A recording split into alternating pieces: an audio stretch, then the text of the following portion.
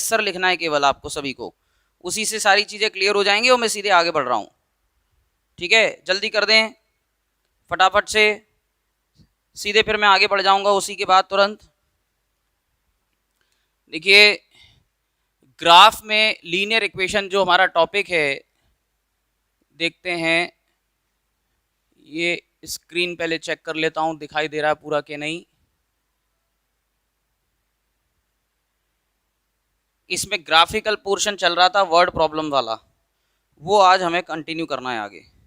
Everything is fine, ठीक है बेटा, मिल गया मैसेज। चलिए अब सीधे क्लास पे आते हैं। बस एक मिनट बेटा, मैं ओपन कर लूँ वीडियो, जिससे कि यहाँ से क्या हो रहा है, कट रहा है दिख रहा है वो पूरा क्लियर मेरे को यहाँ से दिखेगा ना।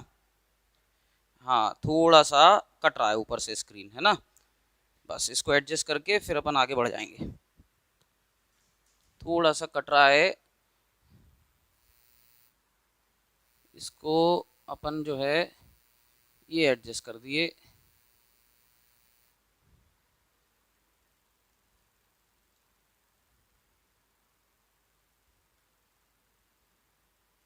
अब ठीक दिखेगा आपको पूरा।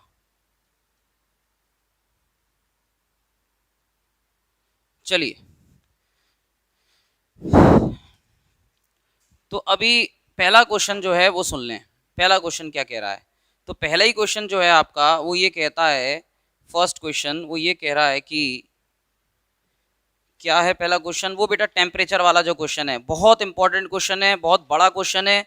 ये अकेला एक क्वेश्चन आपको विश्वास मानिएगा बहुत समय ले जाएगा ये, ठीक है। तो इसलिए मैं पहले इसको इसलिए करा रहा हूँ बिकॉज आराम से इसको पहले पूरा समझ लें अपन इस क्वेश्चन को। बहुत इंपॉर्टेंट है और काफी बड़ा क्वेश्चन है, दो चार पांच चीजें इसमें जो है एक साथ आपको समझनी होंगी। आंसर कैसे आएगा वो भी समझना पड़ेगा, देखिएगा।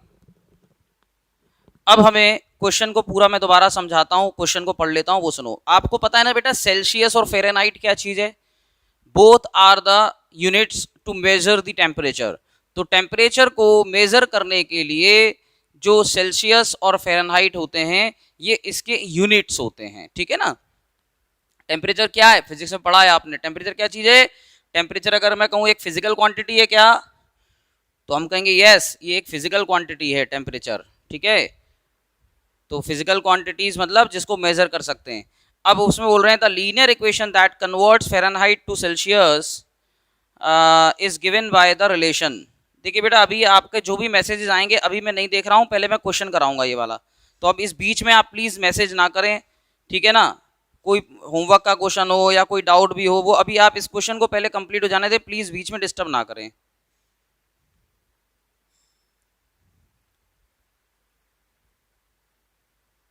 क्या बोल रहा है ये बच्चा,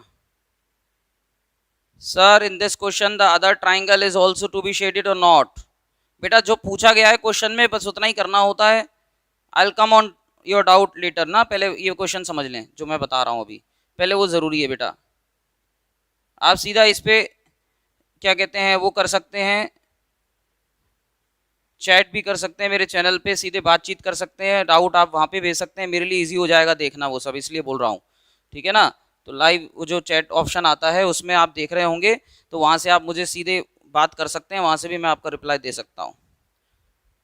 मेरा चैनल आप देख सकते हैं वहाँ पे दिखाई दे रहा होगा, उसे आप सब्सक्राइब कर लें और वहाँ से फिर आप आंसर डायरेक्ट भेजें, तो मेरे लिए भी इजी हो जाएगा, आपके लिए भी बातचीत करना। तो बेटा द इक्वेशन जो है, तो पहले तो इन्होंने क्या किया, सेंटीग्रेड और फ़ारेनहाइट जो होता है ना उसके बीच में एक रिलेशनशिप बताया। एक्चुअली फॉरेन कंट्रीज में फ़ारेनहाइट ज़्यादा यूज़ होता है, अपने इंडियन जो कंट्रीज़ हैं, ठीक है, ज़्यादातर वहाँ पे सेंटीग्रेड, क्योंकि गर्म एरियाज़ में रहते हैं हम लोग, तो यहाँ सेंटीग्रेड में लेते हैं यूजली, ठीक है ना। अब एक रिलेशन जो इनके बीच का है वो पहले मैं लिख देता हूँ क्या है। तो इनके बीच सेंटीग्रेड और फ़ारेनहाइट के बीच का रिलेशन आपको ये थोड़ा सा याद रखना पड़ेगा, या फिर ये कहें कि इक्वेशन में दिया जाएगा। तो अगर लीनियर इक्वेशन में पूछते हैं आपसे तो ये कुछ इस तरह का जो इनके बीच का रिलेशन है वो दिया गया है। देखिए ये दूसरे फॉर्म में भी पूछा जा सकता है रिलेशन, जैसे कि इन्होंने यहाँ पर दिया हुआ इस तरह से, है ना। आप देखेंगे बुक्स वगैरह में 9 को अलग अलग करके सेपरेट करके भी एक नया इक्वेशन फॉर्म होता है। तो मेरी बात को समझे, तो जिस पैटर्न पे क्वेश्चन पूछा गया है अपने को उसे फॉलो करना है, ठीक है। मतलब अगर आप इसमें इस तरह से कैलकुलेट आसानी से समझ पाते हैं कैलकुलेशन तो ठीक, और नहीं तो इसको अगर आपको चेंज करना है तो थोड़ा सा आप सिंप्लीफाई कर सकते हो। कैसे? जैसे कि सेंटीग्रेड मान लो अभी इधर ही है, अब इसके बाद में इसको सेपरेट कर लो 9 को दोनों के नीचे, तो 5/9 फ़ारेनहाइट माइनस ये 160 कट रहा है क्या 9 से? थोड़ा बहुत नहीं कटेगा, बिल्कुल भी नहीं कट रहा ना। चलो कोई नहीं, तो फिर मेरे हिसाब से यही बेहतर है, तो फिर यही बेहतर है जो अपन देख रहे हैं। अब दूसरा रिलेशन अगर वो ऐसा दे देते कि फ़ारेनहाइट को सेंटीग्रेड में दे देते तो भी आपको करना है ना, लिखना नहीं है, समझने वाली बात है। जैसे अगर उन्होंने फ़ारेनहाइट को सेंटीग्रेड में दे दिया तो रिलेशन क्या होता है मालूम है? 9C और ये 160 इधर जाके प्लस हो जाता और इक्वल्स टू 5 फ़ारेनहाइट। मतलब फ़ारेनहाइट पता है आपको क्या मिलता है? 9/5C प्लस, और ये 5 से पूरा कैंसिल है एक्चुअली, इसलिए ये भी आप देखेंगे एनसीईआरटी में आपको शायद इस तरह का एक रिलेशन दिया गया है। दिया है कि नहीं दिया? एनसीईआरटी में याद करो, है ना, दिया है ना। लेकिन ये ध्यान रखना कि दोनों से ग्राफ बिल्कुल सेम बनेगा, दोनों से सारी चीजें बिल्कुल सेम होंगी। तो एनसीईआरटी में आपको क्वेश्चन इस रिलेशन पर पूछा गया है और इसमें जो क्वेश्चन दिया गया उसको इस रिलेशन में पूछा गया है। तो पहले तो ये चीज क्लियर कर लें, दोनों का मतलब सेम है, ठीक है। ये centigrade in terms of Fahrenheit है, ये Fahrenheit in terms of centigrade है। बस इक्वेशन में इतना ही है और कुछ नहीं है।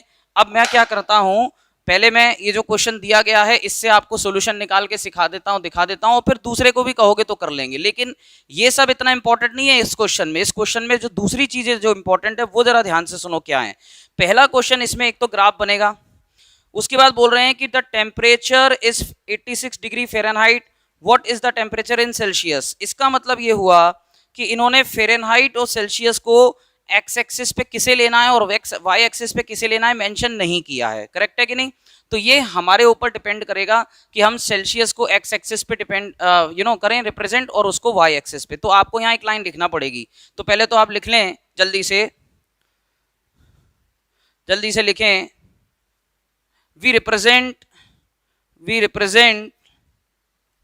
represent Celsius on x-axis, we represent Celsius on x-axis and Fahrenheit on y-axis, and Fahrenheit on y-axis, then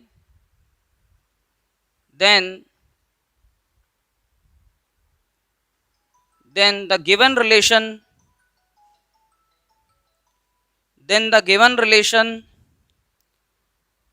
in terms of x and y, is, तो अगर ऐसा होता है तो जो गिवन रिलेशन दिया गया है क्वेश्चन के अंदर वो x और y के टर्म्स में क्या होगा ये बोल रहे हैं। Then the given relation in terms of x and y is, तो देखिए क्या बन जाएगा, क्योंकि हमें आदत x और y से समझने की है बेटा, इसलिए ऐसा कर रहे हैं। तो सेंटीग्रेड को x अगर ले लें और फ़ारेनहाइट को y एक्सिस पे अगर दिखा रहे हैं तो ये इससे ये भी क्लियर हो जाएगा कि फ़ारेनहाइट कहाँ है और वो कहाँ है, इसलिए y के टर्म्स में x के टर्म्स में लिख रहे हैं। तो ईजिली जो है हम इन चीज़ों को समझ पाएंगे। ये अब रिलेशन तो already x in terms of y है, तो बाकी ज़्यादा कुछ कहानी इसमें करनी नहीं है आपको, बिकॉज x और y के टर्म्स में ये हम चेंज करते हैं, वो ऑलरेडी आपको इस रिलेशन में दिया गया है। अब आपको केवल और केवल इसके सॉल्यूशंस बनाने हैं। अब सॉल्यूशन बनाते समय ध्यान रखें, क्या क्या आपको ध्यान रखना है। इन्होंने जो आगे की चीजें दी गई हैं, उन्होंने बोला है कि अगर टेम्परेचर 86 डिग्री फ़ारेनहाइट हो तो टेम्परेचर सेल्सियस में क्या होगा। ये सारे जो क्वेश्चन जब भी ग्राफिकल में पूछे जाते हैं, तो जितने भी क्वेश्चंस ये अलग से पूछे जाएंगे ग्राफ बनाने के अलावा, मैं बार बार समझा रहा हूं, इसमें बहुत गलतियां करते हैं बच्चे। तो इन क्वेश्चंस में जो भी इनके आंसर्स हैं वो आपको ग्राफ पेपर पे प्लॉट करना होगा, यानी कि जो आप सॉल्यूशंस ले रहे हो उन सॉल्यूशंस के अलावा इनको ग्राफ पे प्लॉट करना पड़ेगा, ठीक है। अब इन्होंने ये ध्यान रखें, या तो वो लिख कर दें कि from the graph find if temperature is इतना फ़ारेनहाइट देन सेल्सियस में कितना, फ्रॉम द ग्राफ बताओ, तो समझ ही गए आपके ग्राफ से हमें आंसर निकालना है। और नहीं भी लिखा हो तो भी ग्राफिकल क्वेश्चन है तो समझ जाना कि आपको सारे पॉइंट्स ग्राफ पे शो करने हैं। लेकिन ग्राफ से डायरेक्ट आंसर निकालने में कई बार गलतियां हो जाती हैं, क्योंकि जब हमारे ग्राफ की लाइन अगर थोड़ी सी भी डिस्टर्ब हुई तो आपने अगर ग्राफ से वो आंसर सॉल्यूशन निकाला तो वो गलत हो जाएगा। तो तरीका क्या बताया था मैंने इसका, जो भी क्वेश्चंस आपसे इसके आगे पूछे गए हैं एडिशनल क्वेश्चंस, वो सारे क्वेश्चंस आप इसमें रखकर सॉल्व करके निकालना रफली, और उसको प्लॉट कर देना ग्राफ पर, तो दोनों चीजें आपकी क्लियर हो जाएंगी, आपका आंसर भी कंफर्म हो जाएगा और आपने ग्राफ पर उसको दिखा भी दिया, दोनों चीजें हो जाएंगी। ये ध्यान रखें। ग्राफ इसका थोड़ा बड़ा बनेगा बेटा, तो हमें स्केल भी इसमें लेना पड़ेगा कुछ ना कुछ, समझ रहे हो? तो स्केल आप 10 का या 5 का एस पर देखते हैं कितना बड़ा वो बनता है, उस पर डिपेंड करेगा, ठीक है कि नहीं। लेकिन ग्राफ इसका थोड़ा बड़ा बनेगा, तो स्केल का भी हमें ध्यान रखें। जैसे कि 86 दिखाई दे रहा है फिगर में, क्वेश्चंस में 35 दिखाई दे रहा है, तो 10-10 का स्केल बड़ा सही रहता है ऐसे केस में, 10 परफेक्ट रहेगा, ठीक है कि नहीं। तो अब देखो जरा, पहला क्वेश्चन है टेम्परेचर फ़ारेनहाइट में 86 है तो एक्स सेल्सियस में कितना होगा। तो पहले तो आप कुछ सॉल्यूशंस ले लो, उसके बाद में जो ये क्वेश्चन पूछे हैं वो हम ग्राफ पे प्लॉट करेंगे। दूसरा पूछा है टेम्परेचर अगर 35 डिग्री सेंटीग्रेड हो तो फ़ारेनहाइट में कितना होगा, 0 डिग्री टेम्परेचर हो सेंटीग्रेड में तो फ़ारेनहाइट में कितना होगा। जीरो वाले तो हम यहाँ से भी लेके चलेंगे टेबल में ही पहले, जो कि मैंने बताया आसान होता है बनाना उसको, तो इसलिए सबसे पहले तो हम कुछ सोल्यूशन लेके इसका ग्राफ बनाते हैं। तो देखिए, सबसे पहले एक तरफ x लिखेंगे, एक तरफ y लिखेंगे, आपको पता है 3 सोल्यूशन इसमें बना लो, कहानी लंबी है इसकी, क्वेश्चंस भी काफ़ी पूछे हैं इसमें। तो अब देखिए, सबसे पहले तो मैं अगर इसको 0 रखता हूँ, सबसे बढ़िया 0 तो आप ले ही लो, इजी रहेगा। तो 9 से क्या ये कट रहा है पूरा? अच्छा पहले तो देखना पड़ेगा कट रहा है या नहीं। बेटा पॉइंट में आ रहा है मेरे ख्याल में, है ना? कितना आएगा पॉइंट में ये? 9 से अगर मैं डिवाइड देता हूँ इसको तो 919 एंड देन 60 आ रहा है, तो 60 का मतलब हो गया क्या कहते हैं 54 पॉइंट में आएगा, 16.66 समथिंग, यानी कि ऑलमोस्ट नियरली इक्वल टू 17 है। छोड़ो काय को चक्कर में पड़े, कुछ और देखते हैं। तो और अगर हम यहाँ पे कुछ रख के देखें तो ऐसी नंबर सोचो y की जिसको मल्टीप्लाई करने से 160 आ जाए, क्योंकि 5 का डिवाइड 160 में जाता है, इसलिए 160 जो है वो 5 का मल्टीपल हो सकता है। तो ऐसी नंबर y की जगह सोचो बेटा जिसको मल्टीप्लाई करके 160 बन जाए, तो वो नंबर क्या हो सकती है? आप दिमाग में ला सकते हैं क्या? मेरे हिसाब से वो नंबर है 32। आप डिवाइड देके देखो 162 में 5 का 32 मिलेगा, ऐसे सोचना होता है। तो अगर मैं y को 32 रखता हूँ तो 32 इंटू 5 करेंगे तो 160 आएगा, 160 माइनस 160 अपॉन 9 0 आएगा आंसर, तो x 0 मिल गया। दोबारा देख लो कैसे किया। अगर मैं y की जगह 32 रख दूं, माइनस 160 अपनी जगह है, होल अपॉन 9 है, इनको मल्टीप्लाई कर दो तो ये कितना हो जाएगा 160 माइनस 160 अपॉन 9। टेबल बनाते समय आप रफ में कैलकुलेशन करें, दिखाने की जरूरत नहीं है, लेकिन कैलकुलेट करके जरूर देखें, ज्यादा जल्दबाजी ना करें। तो ये हमें पॉइंट मिल गया। अब आगे देखते हैं, दूसरा पॉइंट देखेंगे इसका।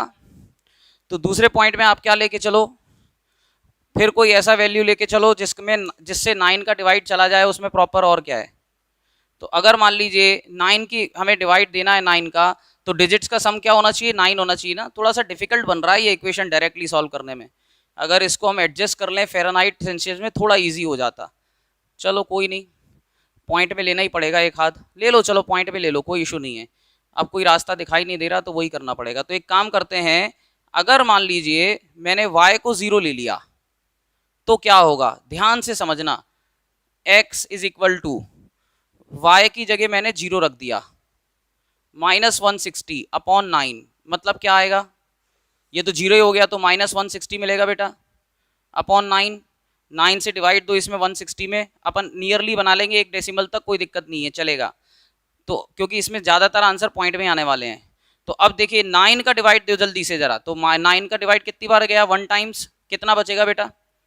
ये देखो ना, अगर आप 9 का डिवाइड देते हो 919, कितना बचेगा? 6 और 1 7, 70 हो गया। 70 का मतलब 9 का कितनी बार डिवाइड जाएगा? 9 8 72 होता है ना, और यहाँ कितना बच रहा है? 70।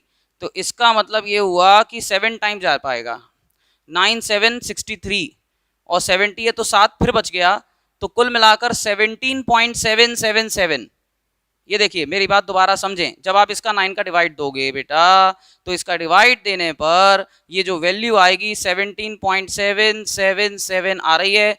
यानी कि ऐसा जब लगातार तीसरा डेसिमल 5 या उससे बड़ा हो तो उसके आगे 1 ऐड कर देते हैं, तो it is nearly equal to 17.8 हो जाएगा, है ना। 17.5 या उससे ऊपर हो तो अपन क्या कर सकते हैं इसको 17.7 को, क्योंकि बार बार 7 आ रहा है, तो it is nearly equal to 17.8।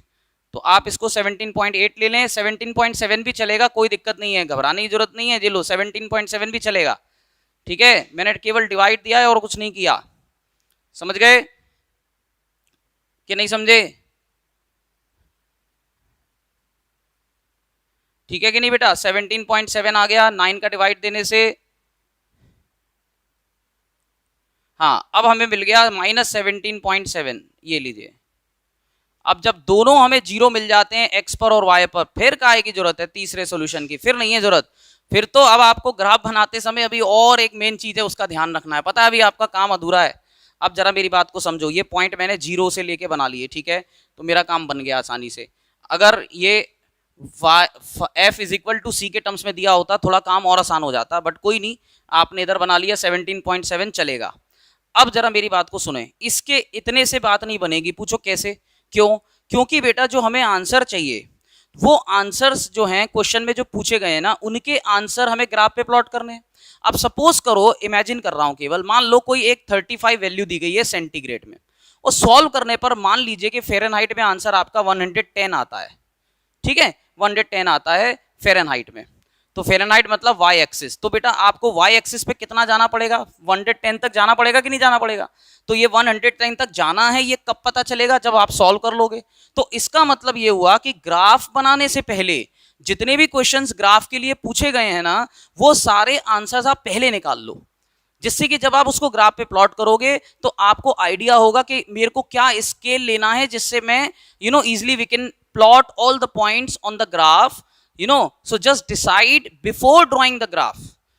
With the help of those values we can easily decide the unit, क्या यूनिट बेटर रहेगी, ये मैं आपको बताना चाहता हूं। तो 86 अगर टेम्परेचर फ़ारेनहाइट में है तो सेंटीग्रेड में कितना होगा पहले ही निकाल लो रफ में सॉल्व करके। तो जल्दी से देखो जरा कैसे आएगा। अगर 86 फ़ारेनहाइट है, याद रखना बेटा फ़ारेनहाइट को मैंने वाई एक्सिस पे लिया है और इसको एक्स पे लिया है, तो फ़ारेनहाइट, अब ये रफ का काम है, रफली कैलकुलेशन है, ध्यान रखें। फ़ारेनहाइट को 86 ले लो जल्दी से, जरा कितना होता है, 86 इंटू 5 करना कितना होगा, पहले तो 86 इंटू 5 माइनस 160/9 ये सॉल्व करना है। तो 5 into 6 30, 5 into 8 40 and then 343 minus 160 कर दो, ये तो समझ में आ गया होगा बेटा, माइनस 160 कर दो, पूरा कैलकुलेट करके दिखा रहा हूं जिससे आपको समझ में आए बातें। 13 6 यानी कि कितने बचने चाहिए 7, और ये 2, ठीक है, प्लस का आंसर आएगा, और 9 का डिवाइड दे दोगे तो कितना आ जाएगा 30 आंसर आ जाएगा। यानी कि 86 के साथ में क्या जाने वाला है, 86 के साथ में 30 जाने वाला है, ये ध्यान रखें। तो सेंटीग्रेड में 30 आ जाएगा, देखो ये पॉइंट मिल गया ना। तो हमने क्या किया, चुपचाप से साइड में जगह देखी और लिख दिया। क्या लिख दिया, मैंने लिख दिया कि अगर मैंने y को 86 लिया है, क्योंकि ये हमें आंसर ग्राफ से निकालने हैं इसलिए हमें इन्हें ग्राफ पे दिखाना है, तो x मुझे 30 मिलेगा। मैंने चुपचाप साइड में लिख लिया बिना किसी को बताए, समझ रहे हो, ये चीज आपको चालाकी से करनी है, और जिससे आपका आंसर भी बनेगा बढ़िया कंफर्म, और आप टेबल इजीली ले पाओगे, स्केल ले पाओगे। अब अगला देखो क्या है, 35 अगर सेंटीग्रेड है तो फ़ारेनहाइट में कितना होगा, तो सेंटीग्रेड में 35 है, फिर कैलकुलेट करो बेटा, यहाँ 35 ले लो जल्दी से सी की जगह पर, तो 35 ले लिया, फिर 5y माइनस 160/9 होता है बेटा। बोलो, इसमें मैं तो कुछ नहीं किया अलग, ये दिया गया था। 9 का मल्टीप्लाई करो जल्दी से, 9 5 45, 9 3 27 और 4 कितने हो गए 31। अब ये 160 इधर जाके प्लस हो जाएगा, डायरेक्ट कैलकुलेशन करनी है ना आपको, तो सीधा प्लस कर दिया, 5 7 4 आ गया। अब 5 का डिवाइड दे दो, डिवाइड दोगे तो 5 9 45 और 2 इधर चला गया, यानी कि 5 5 25 95 आ जाएगा। यानी कि अगर आपने x की वैल्यू आप लेते हो 35, तो बेटा y कितना मिलना चाहिए, तो y मिल रहा है 95। इससे पता चलेगा कि y एक्सिस पे आपको 95 भी जाना है, ठीक है। ये सब तो नमूने हैं, असली चीज तो आखिरी क्वेश्चन पे आएगी, जिसकी आप बिना कैलकुलेशन से बना ही नहीं पाओगे, इसलिए पहले कैलकुलेट करके सारे वैल्यूज निकाल के रख रहे हैं अपन। चीजें समझ में आ रही होंगी बेटा आपको। If the temperature is 0 degree centigrade, तो what is the temperature in Fahrenheit, actually हम ले चुके हैं तो कोई दिक्कत नहीं है, चलेगा, 0 वाले वैल्यूज तो अपन ले सकते हैं। उसके बाद में if temperature is 0 degree Fahrenheit then what is the temperature in Celsius. अब देखो ये दोनों जो हमने लिए हैं ये कितने काम आ गए, वहां भी बनाने हैं हमको। और 0 वाली वैल्यूज बेटा आप ग्राफ पे, ये सॉल्यूशन पे वो पूछें ना पूछें, यहाँ बनाने की हम कोशिश करेंगे, इसमें कोई दिक्कत नहीं है। 0 वाली वैल्यूज खास तौर पे, क्योंकि वो पॉइंट एक्सेस पे आते हैं और हमें हर ग्राफ को एक्सेस तक तो एक्सटेंड करना ही होता है, इसलिए 0 वाले वैल्यूज वो पूछें तो भी आप ले सकते हो, ना पूछे तो भी आप ले सकते हो। तो अब 0 पे हमने दोनों के आंसर्स पहले ही लेके रख लिए थे, तो इसमें क्वेश्चन में कोई डाउट है होगा नहीं। इसके बाद आगे बोल रहे हैं व्हाट, अच्छा दोनों हो गए। अब अगला है what is the numerical value of the temperature which is same in both the scales. Both the scales का मतलब कह रहे हैं वो एक्स पे और वाई पे दोनों में सेम आ जाए। तो क्या कोई ऐसा टेम्परेचर है जो सेंटीग्रेड में भी उतना ही हो, सेल्सियस में भी उतना ही हो जितना फ़ारेनहाइट में है। यानी कि मान लो एक फिगर मैंने ले लिया 50 डिग्री, तो ऐसा फिगर चाहिए जो 50 डिग्री सेंटीग्रेड है तो 50 डिग्री फ़ारेनहाइट भी हो। हालांकि प्लस में तो वो जाएगी नहीं वैल्यू, माइनस में ही जाएगी, जैसा इनका रिलेशन है उसके हिसाब से। अब ये कैसे पता चले वो फिगर क्या है? तो एक तरीका तो ग्राफ से ढूंढने का, जो कि बहुत मुश्किल रहेगा क्योंकि हमें पता नहीं है वैल्यू, तो हम लाइन को कितना एक्सटेंड करें हमें आइडिया ही नहीं है, तो वहां तो कंफ्यूजन ही रहेगा। और दूसरी बात, ग्राफ से हम डायरेक्ट आंसर कभी निकाले भी नहीं, क्योंकि कई बार हम गलती से लाइन थोड़ा टेढ़ा कर देते हैं। तो हमें अगर उसमें कोई वैल्यू निकालनी है और अगर नहीं निकालनी है और आपने ग्राफ केवल बनाने को बोला है तो वो चल जाता है थोड़ा बहुत, क्योंकि एक्सेस वाले पॉइंट अगर आपके सही है तो।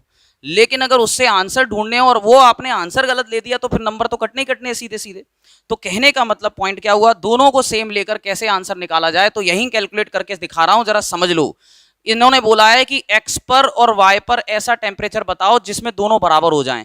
तो क्यों ना हम x और y को बराबर ले लेते हैं, अपने आप कैलकुलेट करके आंसर आ जाएगा। देखिए कैसे। So for that what we will do, ठीक है कि नहीं। कौन सा क्वेश्चन है ये, इसका कौन सा पार्ट है, फोर्थ पार्ट है इसका। तो जो फोर्थ पार्ट कह रहा है उसमें ये कह रहा है कि दोनों बराबर कैसे होंगे। तो अपन को उसके लिए क्या करना पड़ेगा, अकॉर्डिंग टू क्वेश्चन एक्चुअली, अगर मान लीजिए कि x और y दोनों बराबर हो गए, ये कहने का मतलब है, तो क्या होगा, तो x तो x ही रहने दो, 5 y की जगह x रख दो, -160 अपॉन 9, ये ऐसा हो जाएगा। 9 का मल्टीप्लाई किया तो 9x, 5x -160, इसको कैलकुलेट बेटा जरूर लिख लेना साइड में कैलकुलेशन को, ये काम आएगी आपकी, क्योंकि x और y बराबर लेने हैं, थोड़ी अलग चीज़ है। तो ये 5x इधर आके माइनस हुआ बेटा, ये -160 रह जाएगा, तो it will be 4x is equal to -160, cancel कर दो तो x की वैल्यू आ गई -40। इसका मतलब -40 डिग्री जो सेल्सियस आया है, तो that value numerical value of 40 degree -40 degree, ठीक है, that is the temperature at which their value is same. मतलब कि -40 डिग्री अगर कभी टेम्परेचर -40 डिग्री सेंटीग्रेड हो जाए तो समझ जाना उस समय टेम्परेचर फ़ारेनहाइट में भी -40 डिग्री है।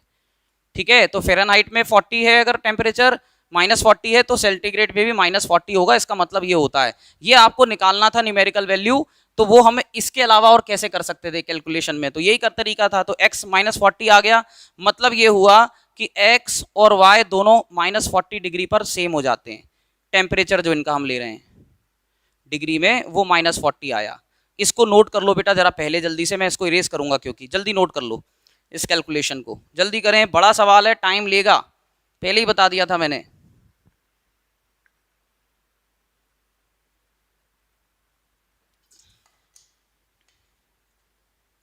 जल्दी करें और फिर मैं आपको स्केल कैसा लेना चाहिए इसके लिए बेहतर वो बताऊंगा। कर लिया नोट, कर लिया होगा, तो बस आपको x इक्वल्स टू वाई लेना है और सॉल्व कर देना है। आंसर याद रखना -40 -40, ये सारे आंसर्स हमें ग्राफ पे शो करने हैं। तो मतलब एक रिजल्ट ये भी ध्यान में रखना है कि x को -40 लेना है और y को भी -40 हमें यूज करना है। अब देखो ग्राफ कैसे बनाएंगे, तो सुनो बेटा, ध्यान से सुनो। क्या सुनना है ध्यान से? ध्यान से ये सुनना है कि आपको स्केल बनाते समय, मतलब ग्राफ बनाते समय वैल्यूज को देखना है, कितनी कितनी वैल्यूज हमारे पास हैं, इन सबको ध्यान में रखो। तो दोनों सबसे पहली वैल्यूज यहाँ देखो, ये 0, ये माइनस में 17.7 आ रहा है, मतलब कि हमें -18 तक जाना ही पड़ेगा। 32 दिख रहा है, 40 दिख रहा है, 30 दिख रहा है, 86 दिख रहा है, ये दिख रहा है, ये दिख रहा है। 2 डिजिट में जब नंबर्स हो, बड़े बड़े नंबर्स किस में हो, 2 डिजिट में, किस में हो, 2 डिजिट में, बड़े बड़े नंबर किस में हो, 2 डिजिट में, 10 के मल्टीपल्स में डिवाइड करना आसान हो जाता है, यानी उस केस में आप स्केल 10 का लो। ठीक है, एक्स एक्सिस पे भी 10 ले लो, वाई भी 10 ले लो। एक बात और बताता हूँ, किसी किताब में नहीं लिखा कि हमें अगर एक्स एक्सिस पे हमने कोई स्केल 10 लिया है तो वाई पे भी 10 ही लेना पड़ेगा। No, this is totally depends on your requirement कि आपको वैल्यूज क्या दिखानी है। मान लो वाई एक्सिस पे 10, इधर 2 डिजिट में आ रहे हैं आंसर, वाई एक्सिस मान लो 3-3 डिजिट के आते तो हम 10 थोड़ी लेते, फिर हम 100 ले लेते या 50 का ले लेते, बढ़ा देते स्केल को, कहने का मतलब। लेकिन 10 और 5 सबसे ज्यादा परफेक्ट क्यों होते हैं? वो इसलिए होते हैं क्योंकि जब आपने ग्राफ अगर देखा हो ध्यान से बेटा, बहुत छोटी बातें हैं लेकिन मैं सब बताना चाहता हूँ, क्लियर आपको समझ में आए। जो ग्राफ आप देखते हैं ना बच्चे, तो ग्राफ में आप देखते होंगे इस तरह के बॉक्स बने रहते हैं, स्क्वायर बॉक्स बने रहते हैं, आपने देखा होगा यही बने होते हैं इस तरह के स्क्वायर बॉक्स, ऐसे ऐसे हर जगह स्क्वायर बॉक्स बने होते हैं। तो ये जो स्क्वायर बॉक्स होते हैं इन सबके डायमेंशन सेम रहते हैं। पहली बात तो ये डायमेंशन सेम का मतलब ये जो लेंथ होती है एक बॉक्स की ये सब में सेम होती है, लेंथ ब्रेथ सब जगह सेम। और इसकी जो न्यूमेरिकल वैल्यू है वो होती है 1 सेंटीमीटर। 1 सेंटीमीटर का मतलब होता है बेटा 10 मिलीमीटर्स। 1 सेंटीमीटर का मतलब 10 मिलीमीटर्स होता है। और 10 मिलीमीटर का मतलब ये हुआ कि अगर आपने एक बॉक्स लिया है एक ग्राफ पर, तो इस बॉक्स का मतलब ये हुआ कि ये जो डिस्टेंस है यहां से यहां तक की वो 1 सेंटीमीटर है और इसको 10 इक्वल पार्ट्स में डिवाइड किया गया है क्योंकि 1 सेंटीमीटर इक्वल्स टू 10 मिलीमीटर होता है। तो उन्होंने 10 इक्वल छोटे छोटे पार्ट्स में डिवाइड कर दिया। 1 2 3 4 5 6 7 8 9 हो गया। 1 2 3 4 5 6 7 8 9 और ये 10। ठीक है, तो कुल मिला के ये ऐसे पॉइंट बन गए 10 पार्ट बन गए, आपको इसमें मिल गए 10 पार्ट।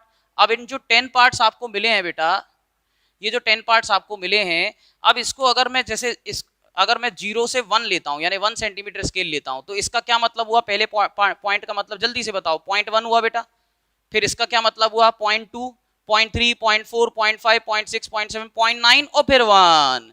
अब अगर मान लीजिए स्केल मैंने 10 का ले लिया, तो इजीली किसको एक्सप्लेन कर सकते हैं? वो स्केल हम लेने की कोशिश करते हैं। अब मैंने 10 का लिया, तो बताओ पहला वाला नंबर जो है लाइन क्या दिखाएगा? ये रिप्रेजेंट करेगा 1 को, ये रिप्रेजेंट करेगा 2 को, फिर ये रिप्रेजेंट करेगा 3 को, ऐसे ही 4 5 6 7 8 9 और ये 10। तो कहने का मतलब 10 का जो स्केल वो इसलिए बेहतर होता है क्योंकि फिर हम उसको इक्वल 10 पार्ट्स में डिवाइड आसानी से करके एक नंबर निकाल लेते हैं। अब जैसे एक फिगर आपका है 17.7 या 17.8 आप कह सकते हो उसको, तो ये जो 17.8 आया है it is nearly equal to 17.8 है, बताया था मैंने आपको, nearly equals to 17.8। Actually graph में अगर बनाना है तो फिर हम आगे की तरफ ही बढ़ेंगे बेटा, इसलिए इसको 17.8 ले लो। मैंने बताया था ना 777 आया था, तो एक आगे बढ़ जाते हैं। ये ग्राफ में क्योंकि 10-10 का स्केल ले रहे हैं तो सही वाला 17.8 आप लेके चले। अब देखो जरा ग्राफ में और क्या क्या चाहिए बेटा, मेरे को 40 चाहिए, मेरे को 95 चाहिए, वाई पर 95 सबसे बड़ा नंबर, इसके लिए मुझे 100 तक जाना पड़ेगा। वाई पर 86 भी आ रहा है, चलो 90 आ गया तो 86 मिल ही जाएगा 100 तक में। और एक्स एक्सिस पे देखो तो 40 तक माइनस में जाना है और प्लस में हमें कितना जाना है? ज्यादा दूर नहीं जाना है। तो कहने का मतलब आप स्पेस जब बनाओगे ग्राफ को तो ऊपर की तरफ स्पेस थोड़ा सा ज्यादा देना। चलिए देखते हैं, तो ये मैं समथिंग यहां ले लेता हूं, चलो ठीक है। 10-10 का स्केल लेना है, ये ध्यान रखें।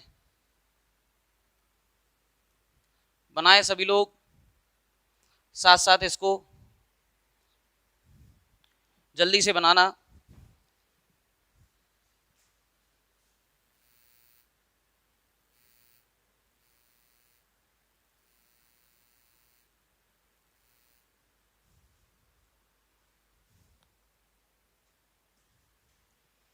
देखिए स्केल आपको ग्राफ पेपर पे लेना है बेटा, बिल्कुल सही, क्योंकि आपके आंसर से मैच होगा सही आंसर।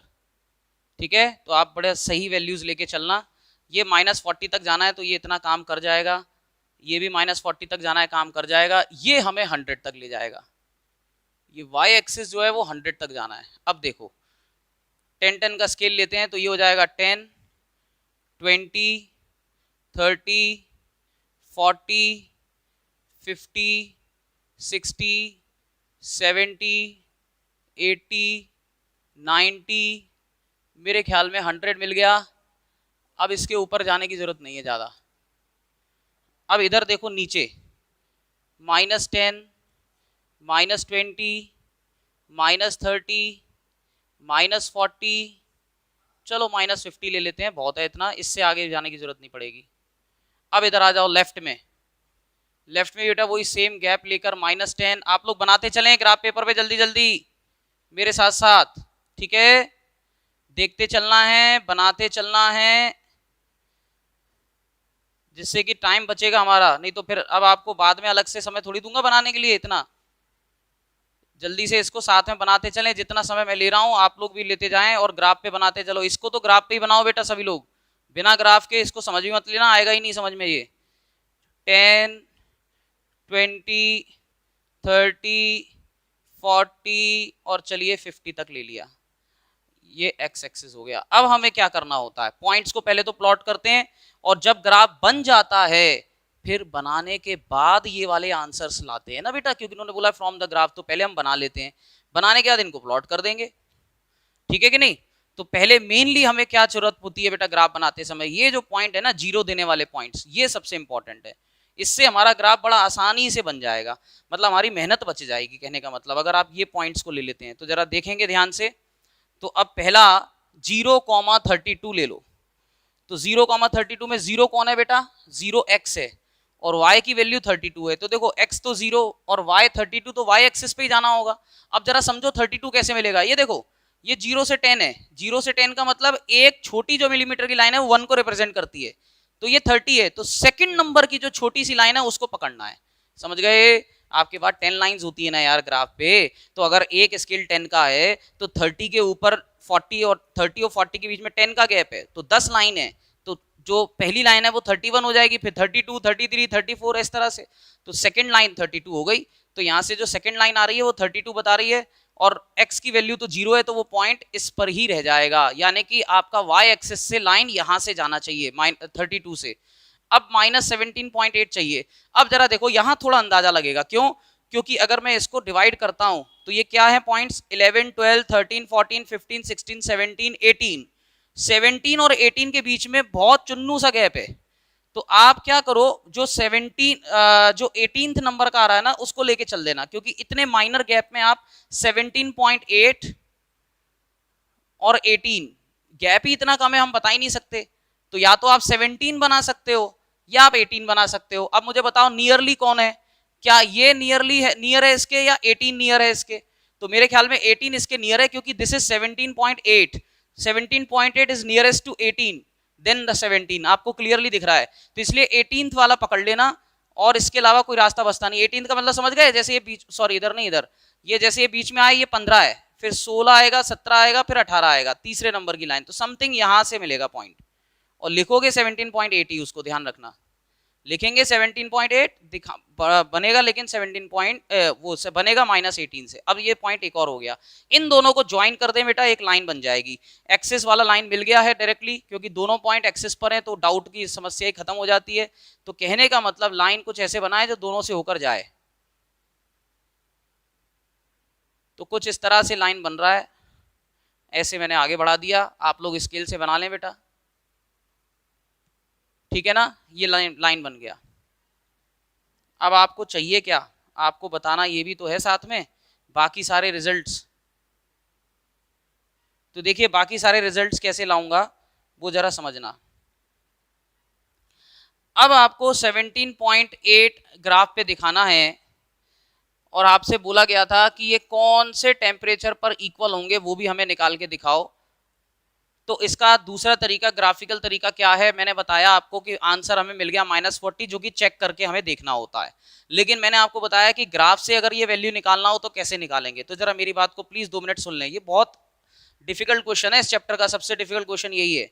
तो अब इसमें क्या है बेटा, 2 चीजें हैं, अगर आपके पास में x की वैल्यू है, y निकालना है, तो x की वैल्यू को पकड़ के y की वैल्यू ढूंढ लोगे परपेंडिकुलर ड्रॉ करके। कैसे, मान लो यहाँ x ग्राफ मान लो ये 20 पे दिखा रहा है, अब बोल रहे हैं कि x पे ये 20 दिखा रहा है, तो y पे कितना होगा, तो यहाँ से परपेंडिकुलर डाल के निकालोगे ना। लेकिन हम फिर भी एग्जैक्ट आंसर के लिए कैलकुलेट करते हैं, जो मैं सिखा चुका हूं। लेकिन अगर हम इसका चौथा जो आंसर है क्या है, 4th वाला, कि किस टेम्परेचर पे ये दोनों इक्वल हो रहे हैं, इसका ना हमें x मालूम है ना हमें y मालूम है। यानी कि अगर आपको इसका आंसर ग्राफिकली देना है तो आपको वो आंसर इस लाइन से तो मिलने से रहा, क्यों, क्योंकि ना हमें x की वैल्यू मालूम है ना हमें y की वैल्यू मालूम है। तो फिर ग्राफिकली इसको कैसे हम आंसर को लेकर आएंगे, ये सोचने वाली बात है ना। तो हमने अलजेब्रिकली तो सॉल्व कर लिया, -40 कंफर्मेशन के लिए किया है, ये कंफर्मेशन के लिए, लेकिन हमारे पास ना x है ना y है, तो अगर हम कंफर्मेशन के लिए x दिया है और y निकालना है तो हम रिप्रेजेंट कर सकते हैं। वो कैसे, ये देखो जरा, पहला क्वेश्चन देखो, पहला क्या था, पहले में बोल रहे हैं कि 86 अगर फ़ारेनहाइट है तो सेल्सियस कितना होगा, यानी कि y कितना है 86, ये देखो लिखा हुआ है y की वैल्यू 86 है तो x की वैल्यू कितनी है 35, हमने निकाली थी कैलकुलेट करके। तो इसको तो आप प्लॉट कर सकते हो बड़े आराम से, x की वैल्यू 86 है तो y की वैल्यू 35 दिखने, x की वैल्यू 35 दिखेगी, तो बेटा x 35 यहाँ होगा, और इसके ऊपर जब परपेंडिकुलर डालेंगे तो ऑटोमेटिकली आपका जब ग्राफ सही बना हुआ है तो डेफिनेटली ये 86 समथिंग यहाँ दिखा देगा, क्योंकि आपके पास x की वैल्यू थी तो हमने x से परपेंडिकुलर ड्रॉ करना है तो y की वैल्यू मिल जाती है, ये तरीका होता है। और परपेंडिकुलर बनाना नहीं पड़ता, ग्राफ में तो वो दिखती हैं लाइनें, तो बड़े आराम से आपको 86 मिल गया। तो हमने इस पॉइंट के कोऑर्डिनेट्स भी लिख दिए 30,35,86, ये हमने शो कर दिया ग्राफ पर जो हमें शो करना था। तो हमारा एक आंसर यानी पहला आंसर तो आ गया। अब आगे सुनते चलना, ये तो हमें सॉल्यूशन लेके ही चले थे, क्या x की वैल्यू 0, y कितना आया था 32, ये ले लिया x 0 y 32। फिर ऐसे इधर मैंने क्या लिया था y 0 तो x आया था 17.8 समथिंग माइनस में, तो ले लिया माइनस 17.8 कॉमा 0, ये लो, ये पॉइंट भी मैंने शो कर दिया। अब क्या पूछा था दूसरा क्वेश्चन में, x 30 है तो y कितना होगा, तो बेटा हमने कैलकुलेट ही कर लिया था, 95 मिल रहा था हमको, तो हम तो x की वैल्यू दी थी y की दी थी, इसमें 38 x की वैल्यू दी थी, तो x की वैल्यू 35 लेने से y कितना आ रहा है 86 लेने से कितना आया था, ये मैंने मिक्स कर दिया है क्या इसको, हाँ 86 के साथ 30 था यार, 86 के साथ 30 था, ओहो हो, कोई नहीं, थोड़ा सा पॉइंट डिस्टर्ब, हालांकि मेरा वैसे भी कौन सा वो 35 दिखा रहा है, अंदाजे से ही बनाया है, ये 30 है बेटा, है ना, y 86 जब आ रहा था तो x 30 आ रहा था, माफ करें बेटा मिक्स हो गया वो, कोई बात नहीं, x 30 है। अब अगर x को 35 दिया है तो y 95 आया था, ये पॉइंट था। तो अब हमने ये जो 30 था कहां से निकाला बेटा, 86 से परपेंडिकुलर ड्रॉ करके 30 मिल गया। अब 35 x दिया हुआ है तो x से परपेंडिकुलर ड्रॉ करेंगे तो y की वैल्यू मिल रही है और वो है 95, तो वो समथिंग आप मान लो यहां है, फिर बोल रहा हूं एग्जैक्ट तो ग्राफ पे ही बनेगा। तो ये पॉइंट कौन सा हो गया बेटा, x की वैल्यू 35 और y की वैल्यू 95 दिखा रहा है, ये एक पॉइंट आपने ले लिया, ठीक है।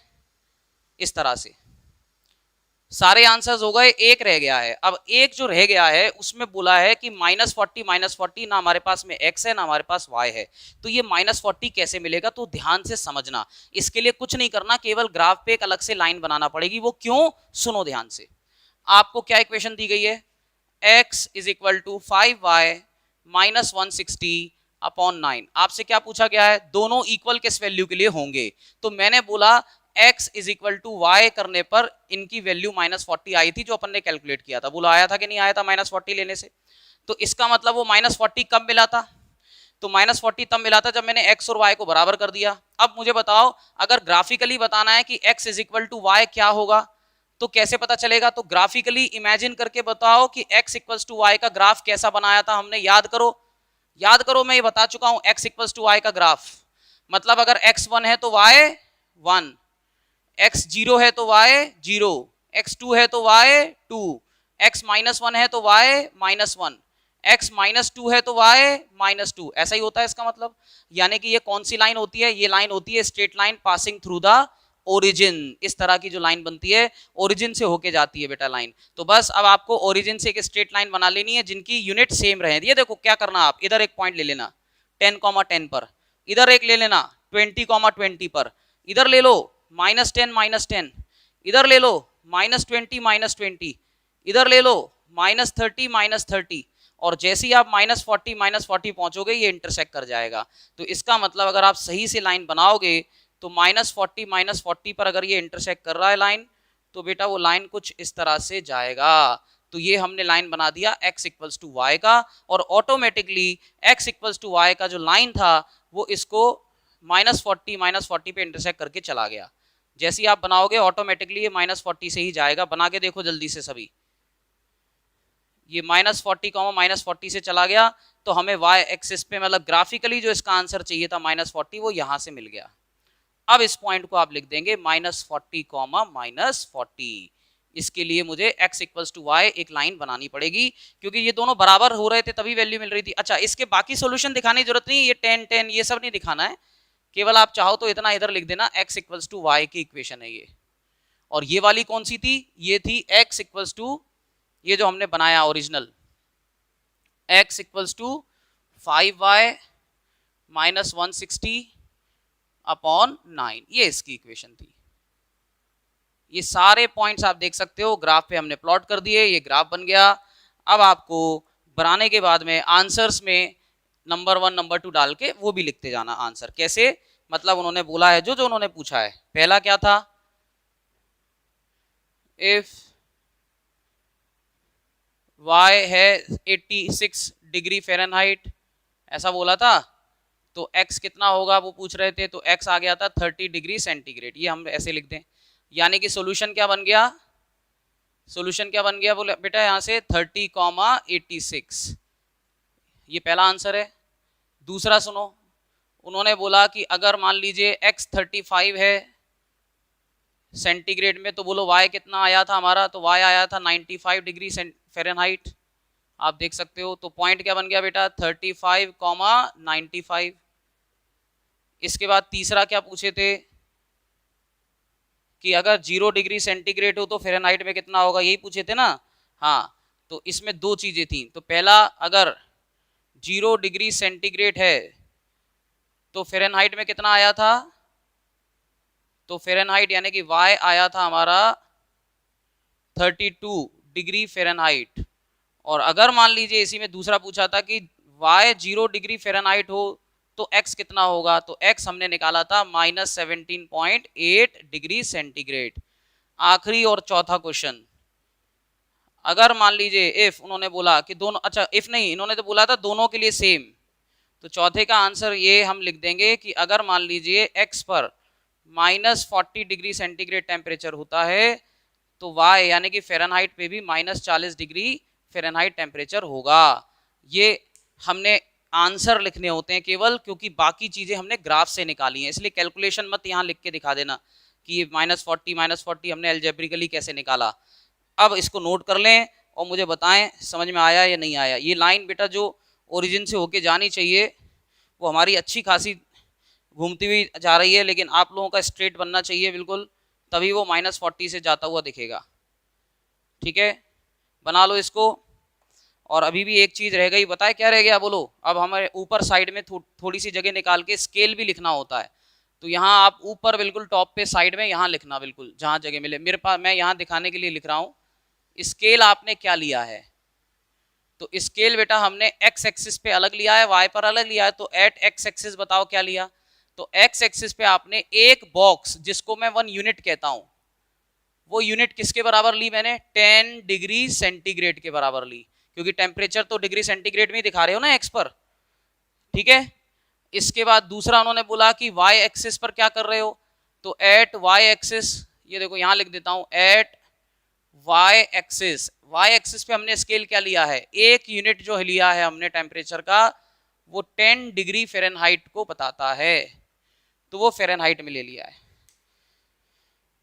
ये आपका आंसर है बेटा पूरा कंप्लीट, इसको नोट कर लें। अब दोबारा बनाने के लिए तो बिल्कुल मत बोलना, हाँ एक बार मैं शॉर्ट में समझाने के लिए कहोगे तो वो मैं समझा सकता हूं, जल्दी से नोट कर लें।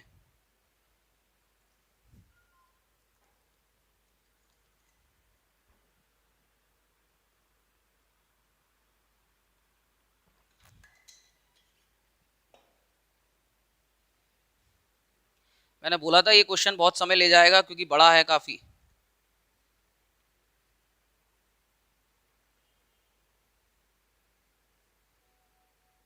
ले लो, आपको जो दिख रहा है वो ले लो, कोई दिक्कत नहीं है। आपको परफेक्टली मिलना चाहिए पॉइंट बेटा, वैल्यू, मेरा मतलब हो सकता है कि आपने कुछ और वैल्यू लेकर बनाया हो ग्राफ और सही से बन गया हो, कोई दिक्कत नहीं है, बिल्कुल ले सकते हो। सॉल्यूशंस की वैल्यू सही होनी चाहिए, आप कुछ भी ले सकते हो, मैंने जो लिया है आप इसके अलावा कुछ भी ले सकते हो, नो प्रॉब्लम। बस ये ध्यान रखना ये जो क्वेश्चन पूछे गए हैं वो वाले, ये वाली वैल्यूज मत लेना, क्योंकि ये तो हमें ग्राफ से निकाल के बतानी है। ये 0 डिग्री वाला ले सकते हो, कि 0 वाला जो पार्ट होता है वो एक्सिस से होके लाइन जाती है, इसलिए वो वाली वैल्यूज आप ले सकते हो, चाहे वो पूछें या ना पूछें, 0 वाला केस आप ले सकते हो। 0 के अलावा वो वैल्यू आप सॉल्यूशन में नहीं लेते जो वैल्यू आपको ग्राफ से निकालनी है, फिर ग्राफ का मतलब ही क्या रहा जब आपने वो वैल्यू यहीं ले लिए। तो आप समझे, कॉन्सेप्ट को समझे क्वेश्चन को। ये कॉन्सेप्ट अगर समझ में आ गया है ना तो जरूर मुझे बताएं यस सर लिख के, कॉन्सेप्ट अगर ये क्लियर हुआ हो। बहुत इंपॉर्टेंट बात है ये, क्या कि जो क्वेश्चन में पूछा जाता है कि now find this this this, तो फाइंड करने के लिए जो पूछा जा रहा है वो कहां से पूछा जा रहा है, ग्राफ से। तो उन वैल्यू को लेकर क्या ग्राफ बनाएंगे, नहीं, ग्राफ बनने के बाद वो आंसर निकाले जाएंगे। केवल एक्सिस वाली वैल्यूज को आप छोड़ दें। एक्सिस वाले वैल्यूज इसलिए क्योंकि हर लाइन हम एक्सिस से होकर ले जाते हैं, तो इसलिए वो पॉइंट तो अंडरस्टूड है, आने ही हैं, चाहे वो पूछे ना पूछे, इसलिए हम इनको सॉल्यूशन में ले सकते हैं। ठीक है ना। बाकियों के लिए आपको ग्राफ पे ही वो शो करना है। तो तरीका मैंने क्या समझाया, पहले एल्जेब्रिकली सॉल्व कर लो रफ में, और फिर यहां आप प्लॉट कर। बहुत समय लिया बेटा इस क्वेश्चन को समझाने में जानबूझकर, जिससे कि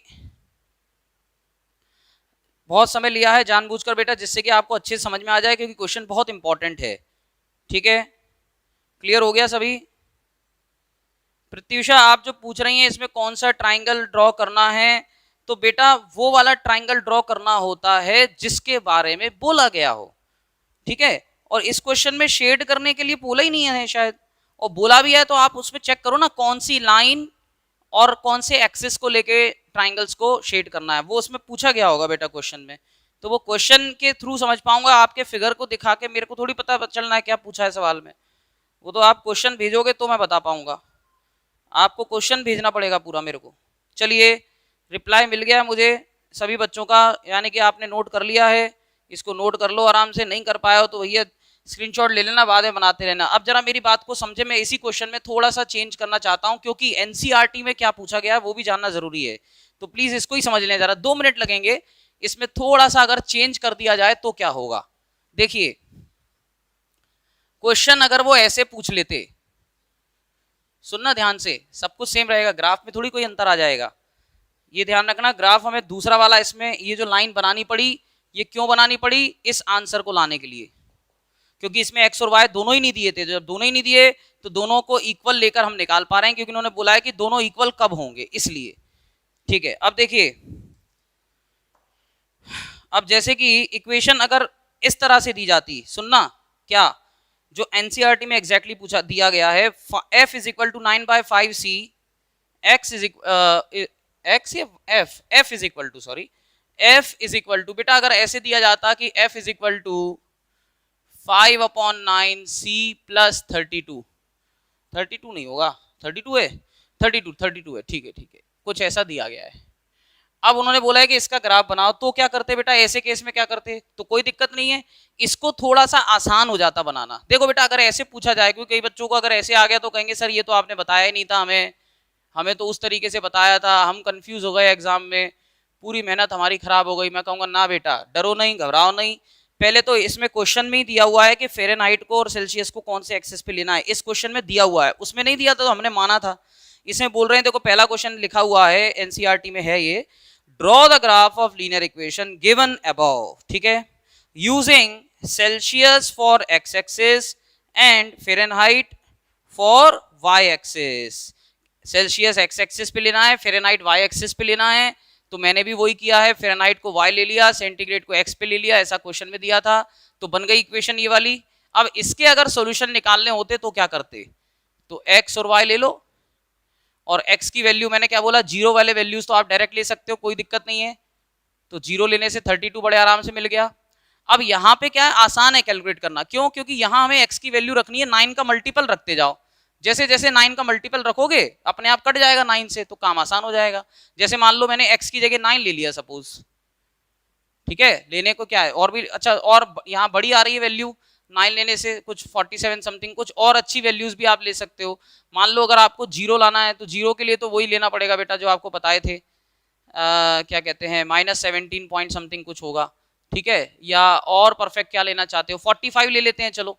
तो यहाँ अगर मैं 45 लेता हूँ तो क्या होगा, 45 भी बड़ा ही पड़ रहा है, और कुछ ले लें, नहीं लेने को तो ले सकते हैं 45 भी, चलो 9 ले लो ना यार, क्या चक्कर है पढ़ना। तो x y की जगह 9, x की जगह 9 ले लो, x की जगह 9 रखोगे तो 9 से 9 कैंसिल, 5 और 32 37 हो जाएगा, ये एक पॉइंट बन गया।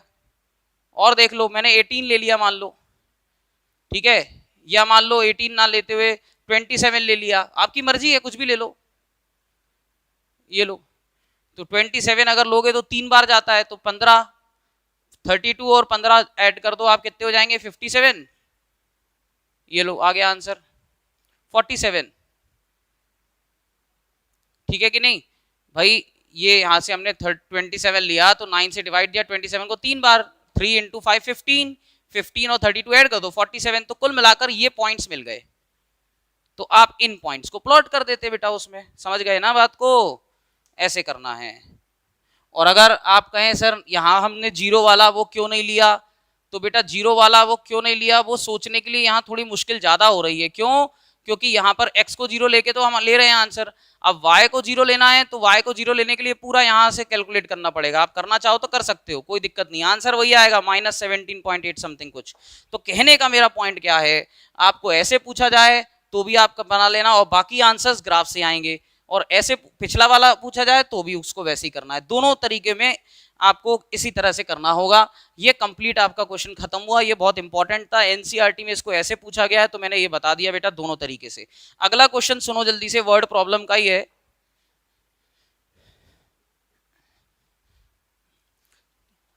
अब आप अंदाजा लगा लो एक क्वेश्चन में कितना टाइम लग गया इसमें, चलो कोई बात नहीं, समझ में आना चाहिए बेटा। दूसरा जो क्वेश्चन जो मैंने फोटो भेजा है, अपन हाई थिंकिंग ऑर्डर वाले क्वेश्चन कर रहे हैं ना, तो अब देखिए जरा हाई ऑर्डर थिंकिंग वाले क्वेश्चंस में जो दूसरा वाला है, फोटो में भेज चुका हूं, वो क्या कह रहा है, at what point does the graph of linear equation 2x + 3y = 9 meet a line which is parallel to y axis at the distance of 4 unit. बहुत अच्छा सवाल है, देखो अलग से सोचने को मजबूर किया है इसमें भी।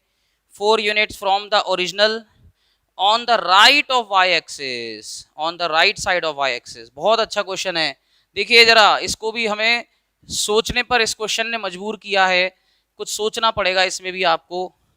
इसको जरा देखें, मैंने बेटा ये हॉट्स क्वेश्चंस पहले ही उठा लिए आप लोगों के बुकलेट के जो थे, जिससे कि मेरे को पता अगर इसमें डाउट रहेगी आपकी तो वो मैं पहले ही ले लूँ, इसलिए मैंने शुरुआत ही इससे करी है।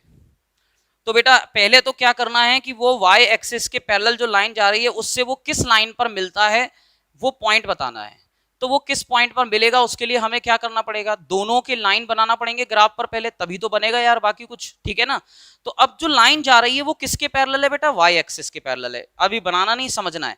y एक्सिस के पैरेलल अगर कोई लाइन जाती है, ये y एक्सिस है, तो y एक्सिस के पैरेलल इधर भी हो सकती है इधर भी हो सकती है। उन्होंने बोला right side of the y axis, यानी पॉजिटिव वैल्यू की तरफ जाना है।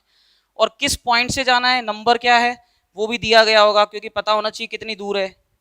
4 यूनिट की डिस्टेंस पर है ओरिजिन से, तो ओरिजिन से 4 यूनिट राइट साइड में क्या हुआ, ये है, ये 4।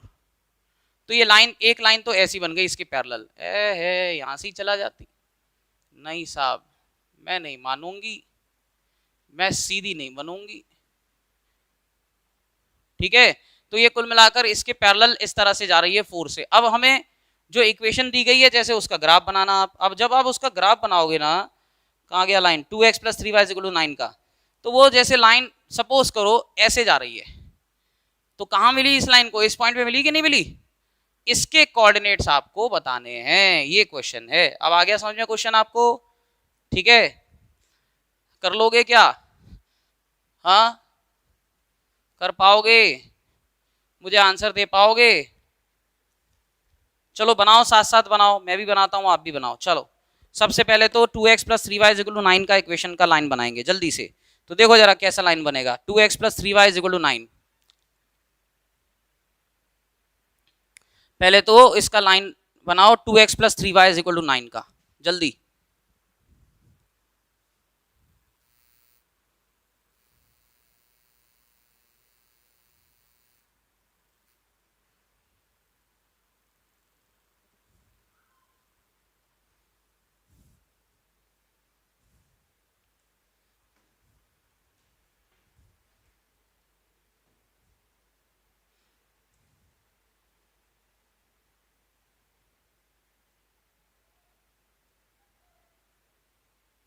Sir, video is going fast forward in between 2-3 seconds again and again. ये कैसे हो रहा है, ये तो पहली बार देख रहा हूँ जी समस्या। एक मिनट बेटा मुझे देख लेने दो जरा, मुझे तो ऐसा यहाँ से कुछ नहीं बेटा हो रहा है दिखाई, आपकी सेटिंग मोबाइल सेटिंग में कुछ गड़बड़ है बेटा, ठीक है। ये आपके मोबाइल सेटिंग में कुछ प्रॉब्लम हो गई है बेटा। वो सेटिंग आप देखो, जब आप वीडियो देखते हैं तो उसमें ऑप्शन होता है, शायद वो वीडियो किस स्पीड से चलना चाहिए, हो सकता है वहाँ गलती से बटन आपका दब गया होगा, है ना। तो उसको सही कर लो। यहाँ से तो बिल्कुल सही चल रहा है, मैं देख रहा हूँ यहाँ से। आप लोग बना रहे हैं ना ग्राफ को, 2x plus 3y is equal to 9। जल्दी बनाना है यार, बैठना नहीं है। ये 2x plus 3y is equal to 9 जो दिया है मैंने, इसका ग्राफ बनाना है, बैठने के लिए थोड़ी बोला है आपको। जल्दी से।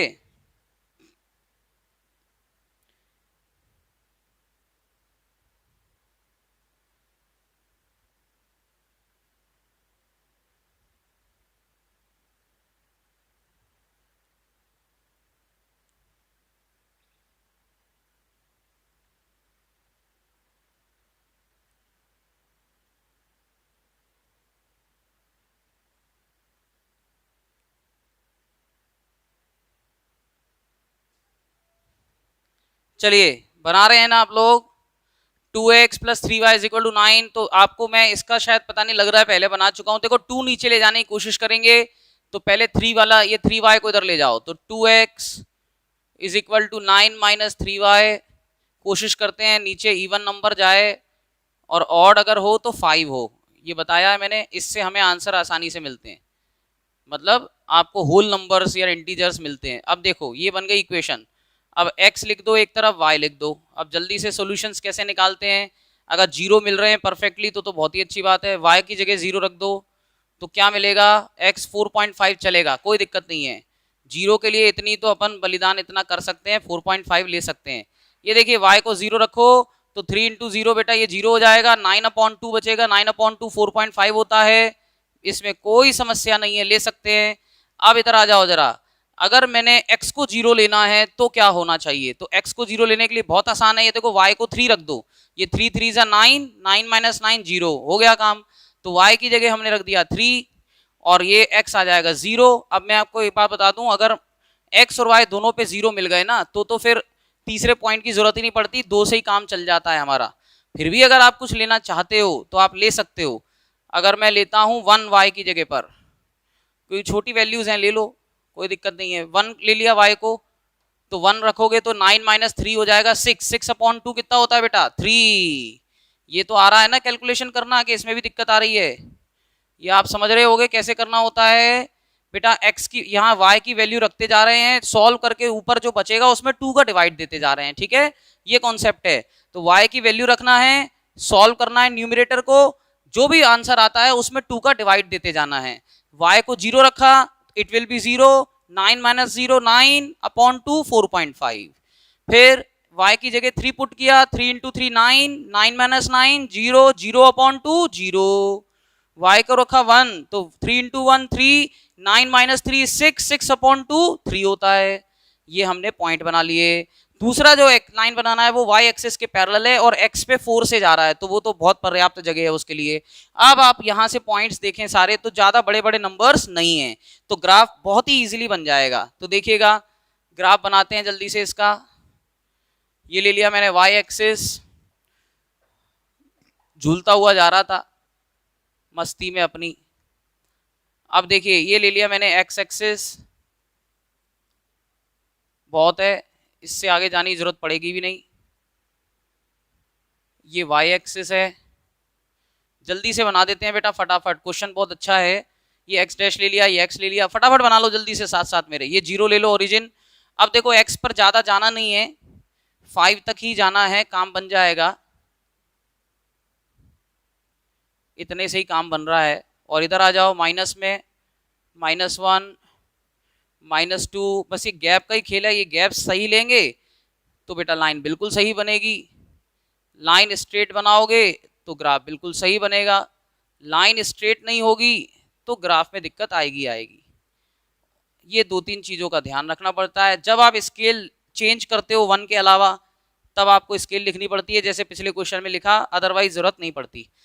अब देखिए पहला पॉइंट क्या है, 4.5 और y 0 हो गया है, तो y 0 का मतलब हो गया पॉइंट x एक्सिस पे जाएगा, ये मिल गया पॉइंट इसके बीच में। फिर x 0 है और y 3 है, तो x 0 y 3 कैसे मिलता है, x 0 हो गया और तो y को 3 को पकड़ो, ये मिल गया 3। फिर x x3 और y1 है, x3 y1 बीच रास्ते में आएगा कहीं पर, ये समथिंग समथिंग x1 y3, तो बेटा ये मेरे ख्याल में पॉइंट यहां होना चाहिए ना। गड़बड़ किया है कुछ मैंने, बिल्कुल किया है गड़बड़, गड़बड़ हो ही गया, रुक जाओ। x की वैल्यू 4.5 है तब y 0 है, तो x की वैल्यू 4.5 है, ये सही है। अब x की वैल्यू 0 है तो y 3 है, x की वैल्यू 0 है तो y 3 है, x की वैल्यू 0 है तो y 3 है, सही तो जा रहे हैं यार। फिर x की वैल्यू 3 है तो y 1 है, हाँ ये गड़बड़ हो रहा था ना, वही मैं कहूँ कुछ तो गड़बड़ हो रहा था। ये कम से कम ये पॉइंट बेटा समथिंग बीच में यहाँ आएगा, अपन इन दोनों को ज्वाइन कर देते हैं क्योंकि ये तो परफेक्टली सही है ही, बीच वाला मैं एडजस्ट कर दूंगा, बट मेरा लाइन सही बन गया और तीनों पॉइंट एकदम सही आ गए। चलिए ये बन गई लाइन। अब ये कौन सी लाइन है, जिसकी इक्वेशन दी गई थी उसकी लाइन है, फटाक से इसके वो लिख दो जल्दी से कोऑर्डिनेट्स। तो पहला वाला ये वाला कोऑर्डिनेट क्या है 4.5, 0, दूसरा क्या है x3 y1, तीसरा क्या है x0 y3, ये कोऑर्डिनेट्स हो गए। फिर इसकी इक्वेशन लिख दो जल्दी से, इस लाइन का इक्वेशन क्या है 2x + 3y = 9, वो लिख दिया। क्या लिख दिया 2x + 3y = 9, ये इसका इक्वेशन लिख दिया मैंने इस लाइन का। अब इसके बाद हमें दूसरी एक लाइन बनानी है which is parallel to y axis. बेटा जब इस तरह की लैंग्वेज दी जाती है ना, एक लाइन बनाओ इसके पैरेलल, ये तो सॉल्यूशंस वगैरह ज्यादा लेने की जरूरत नहीं है, सीधा हम जो बोल रहे हैं हमसे बस वही हम करेंगे। तो वो लाइन की इक्वेशन क्या होगी वो जरूर समझ लिया करो। ऐसे में क्या बोल रहे हैं वो ये कह रहे हैं कि विच लाइन किस पॉइंट पे इंटरसेक्ट करती है, which is parallel to y axis at a distance 4 units from origin on the right side of the y axis. तो स्केल उठाओ, y एक्सिस से पैरेलल हो, x इक्वल ओरिजिन से 4 unit की दूरी पर हो, और इस लाइन को किस पॉइंट पे इंटरसेक्ट करती हो बताना है। तो आप बेटा ऐसे एक लाइन बना देना सीधे, ये बन गई, ये y एक्सिस के पैरेलल भी है, 4 से होकर जाती है, देख लीजिए, और ओरिजिन के राइट साइड में है। हो गई कि नहीं हो गई। अब इसके सॉल्यूशंस थोड़ी आपको दिखाने हैं, आपको सीधा ये लाइन क्या है, इसकी इक्वेशन क्या है, सोच सकते हो क्या इक्वेशन है इसकी। तो इमेजिन करो यहां पर हमें केवल एक वैल्यू पता है, वो भी 4, और वो किस पॉइंट पर मिल रही है x पर मिल रही है, यानी कि ये वैल्यू किसकी है x की। तो इक्वेशन बन गई x = 4। यार जो वैल्यू दिखाता है ना वही तो लिखते हैं। अब देखो, अब सुनो मेरी बात, समझ लो, देखो कैसे कैसे इक्वेशन बनाते हैं। सुनो सुनो सुनो सुनो, देखो सभी लोग यहाँ पे बोर्ड पे, मान लो वो यहां से जा रहा है, ये 3 है, ये 3 किस पे जा रहा है, और पैरेलल है, ऐसे जा रही है लाइन। बोलो किससे जा रहा है, ये 3 से।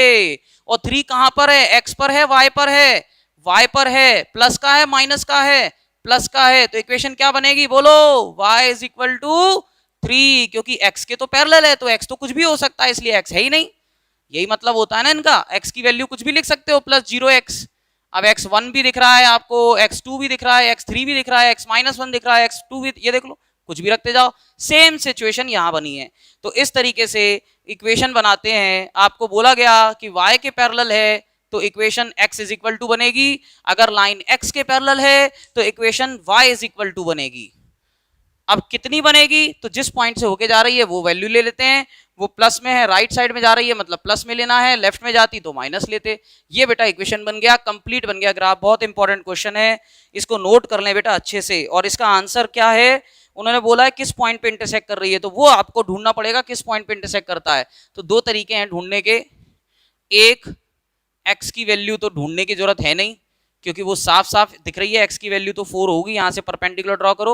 और y की वैल्यू ढूंढने के लिए यहां से परपेंडिकुलर जब मैं ड्रॉ करूंगा ना, y एक्सिस पे ये जाएगा, ये तो एक्चुअली ये पॉइंट में आ रहा है। और जब भी आंसर पॉइंट में आ रहा हो तो पॉइंट का आंसर लेने का तरीका क्या रहता है, मैं बताऊं आपको तरीका क्या रहता है। देखो तरीका सुनो, एक तो यही है कि ग्राफ से आपको परपेंडिकुलर ड्रॉ करना है, वैल्यू दिख जाएगी, है ना, लेकिन वो पॉइंट में देख पाओगे आप। अब अगर आपको एग्जैक्ट वैल्यू और दूसरा तरीका है निकालने का सोचना है तो कैसे करोगे, सुनो, पॉइंट पे भी दे सकते हो, कोई दिक्कत नहीं है। आपको अगर आपने आंसर कंफर्म करना है तो क्या करोगे, जरा सुनो ध्यान से। ये जो पॉइंट है जिस पर ये दोनों इंटरसेक्ट कर रहे हैं, ये पॉइंट इंटरसेक्टिंग पॉइंट की खास बात होती है, जो इंटरसेक्टिंग पॉइंट होता है ना वो दोनों ही लाइन के ऊपर लाई कर रहा है। तो ये दोनों लाइंस का सॉल्यूशन हुआ कि नहीं हुआ, हुआ ना सॉल्यूशन। इसका मतलब ये पॉइंट इसको भी सेटिस्फाई करेगा इक्वेशन को, और ये पॉइंट इसको भी सेटिस्फाई करेगा। अब इसमें हमें इस पॉइंट में हमें x की वैल्यू मालूम है, y की वैल्यू हमें ढूंढनी है। यहां तो y है नहीं, ढूंढ नहीं पाएंगे, लेकिन ये पॉइंट इस पे भी तो लाई कर रहा है गिवन इक्वेशन पे, इसमें हम निकाल वैल्यू रख के y की वैल्यू ढूंढ सकते हैं। कैसे? अगर आपको अपना आंसर चेक करना है तो बहुत बेहतर तरीका बता रहा हूं चेक करने का, सुन लो, ये बहुत काम आएगा आपके, जो मैं बता रहा हूं अब आपको, सुन लो ध्यान से। 2x plus 3y is equal to 9, इस लाइन का भी ये सोल्यूशन होगा, ये जो पॉइंट आ रहा है। अब इस पॉइंट की वैल्यू क्या है, वो तो अभी तक तो हमें x की वैल्यू मालूम है, x कितना है 4, ये कंफर्म है कि ये जो पॉइंट है इसमें, इस पॉइंट को नाम दे देते हैं सबसे बढ़िया, कोई मेंशन हो जाएगा। इस पॉइंट को मैंने मान लिया P, चलो अब P के कोऑर्डिनेट सही है, तो P में हमें x की वैल्यू तो मालूम है 4 है, दिखाई दे रही है, y हम ढूंढ रहे हैं, तो y को ढूंढने के लिए क्या करो, ये पॉइंट P इस लाइन पे भी तो लाई कर रहा है, तो इसका भी सोल्यूशन होगा। तो y की क्या है, x की वैल्यू 4 यहां रख दो, तो ये हो जाएगा 2 into 4 plus 3y is equal to 9, यानी कि 8 plus 3y is equal to 9, 8 उधर जाके माइनस हो जाएगा, तो 3y is equal to 9 minus 8, यानी कि 3y इज इक्वल टू 1, तो y आ गया 1/3। ये है तरीका वैल्यू निकालने का, ठीक है ना। तो इंटरसेक्टिंग पॉइंट के कोऑर्डिनेट्स हो गए 4, 1/3। तो जो रिक्वायर्ड इंटरसेक्टिंग पॉइंट है वो आपको ऐसे ढूंढना है। इसको आप करके ना बताएं, इसको आपको रफ में करना है, क्योंकि आंसर आपको यहां से देना है ग्राफ से, तो ग्राफ से देना है तो आप ऐसे एक परपेंडिकुलर शो कर देना डॉटेड लाइन से, जी दिख रहा है डॉटेड लाइन से परपेंडिकुलर, और वैल्यू आप सॉल्व करके निकाल लेना।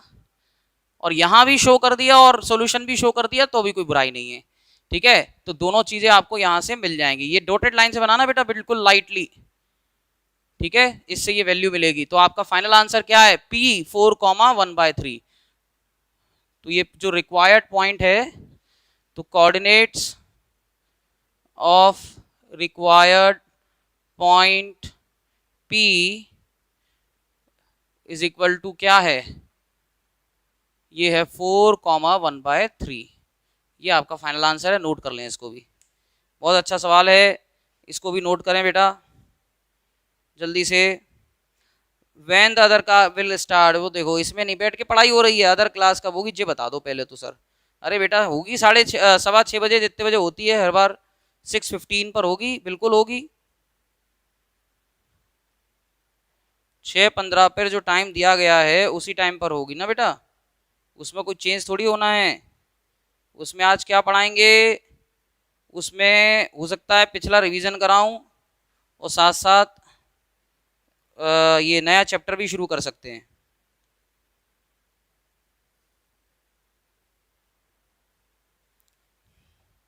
तो बेटा ये जो y की वैल्यू मैंने निकालना सिखाई है यहाँ पर, ये बड़ी काम की चीज़ है ना। अब जल्दी से एक क्वेश्चन और देख लें, वो वर्क डन वाला, जो कि आपको सीखना है, नया सवाल है वो भी, तो जल्दी से देखें।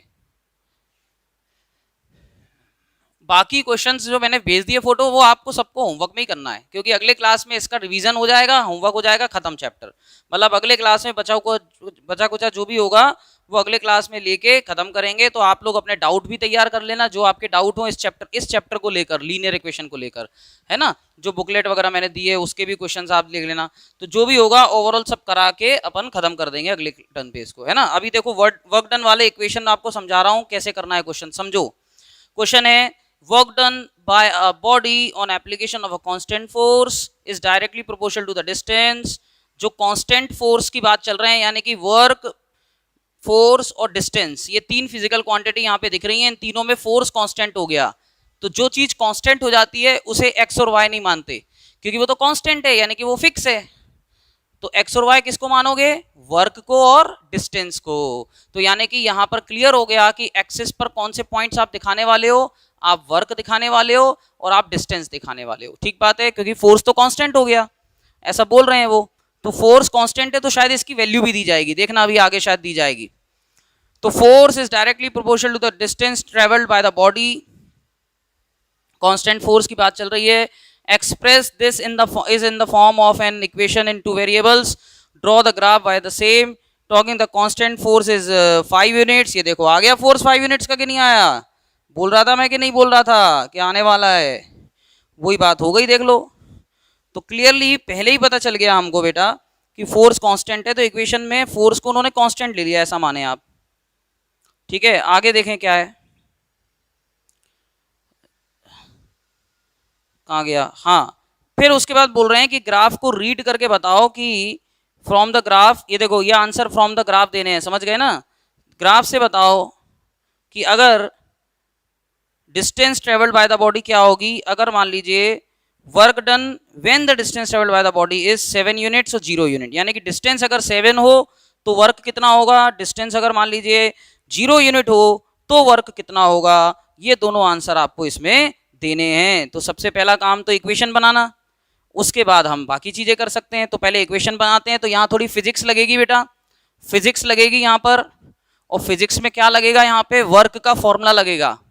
तो मैं आपको बता देता हूं, इस साल आप पढ़ेंगे फिजिक्स में वर्क पावर एनर्जी एक चैप्टर है, उसमें आप वर्क को बड़े डिटेल में पढ़ेंगे। वर्क का जो फॉर्मूला होता है वो होता है फोर्स इनटू डिस्प्लेसमेंट। अब जरा सुनो, बहुत काम की बात है यहाँ पर। समस्या ये हो गई है कि फोर्स, डिस्टेंस और तीसरी चीज क्या हो गई, वर्क। ठीक है ना, 3 फिजिकल क्वांटिटीज हैं। अब अगर मेरे को इसकी इक्वेशन बनानी है और तीनों में से कोई भी अगर कांस्टेंट नहीं दिया जाता, तो सोचो इक्वेशन कितनी टफ हो जाती, 3 वेरिएबल आ जाते, यानी कि ग्राफ बन ही नहीं पाता, कार्टेशियन प्लेन पे बन ही नहीं पाता, फिर तो 3D की बात हो जाती। लेकिन उसको आसान करने के लिए उन्होंने क्या किया, जैसे कि ये वर्क डन है, तो वर्क इज इक्वल टू जो होता है वो फोर्स इनटू डिस्प्लेसमेंट होता है। यहां पर हम उसको डिस्टेंस कह रहे हैं, एक ही बात है। अभी आप इसको डिस्टेंस ही लिख दें, अभी हमें डिस्प्लेसमेंट की जरूरत नहीं है या डिस्टेंस की जरूरत नहीं है, एक ही बात है, वो दोनों का मतलब यहाँ पे सेम है। ठीक है, तो फोर्स इनटू डिस्प्लेसमेंट, आप डिस्प्लेसमेंट लिख दो या डिस्टेंस लिख दो, कोई फर्क नहीं पड़ता। अब देखिए डिस्प्लेसमेंट ही लिख दो आप, चलो यहाँ डिस्प्लेसमेंट हमारा डिस्टेंस का काम करेगा, अंडरस्टूड है। अब सुनो, यहाँ पे अब देखो किसको वेरिएबल लिया जाए, तो फोर्स को कांस्टेंट दे दिया है, इसलिए हम लोग वर्क और डिस्प्लेसमेंट या डिस्टेंस में से किसी को वेरिएबल में ले लेंगे। अब एक्स पे क्या लें और वाई पे क्या लें, क्या क्वेश्चन में ऐसा दिया है तो ठीक, नहीं तो हम अपने मन से मानेंगे।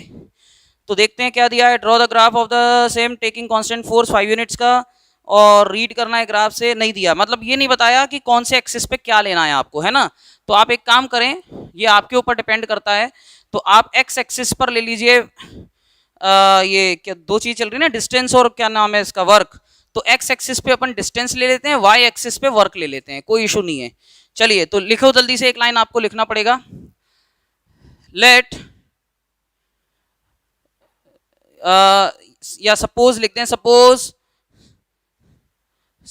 Work is represented, distance is represented, if distance is represented on x axis and work is represented on y axis, distance is represented on x axis and work is represented on y axis, then according to question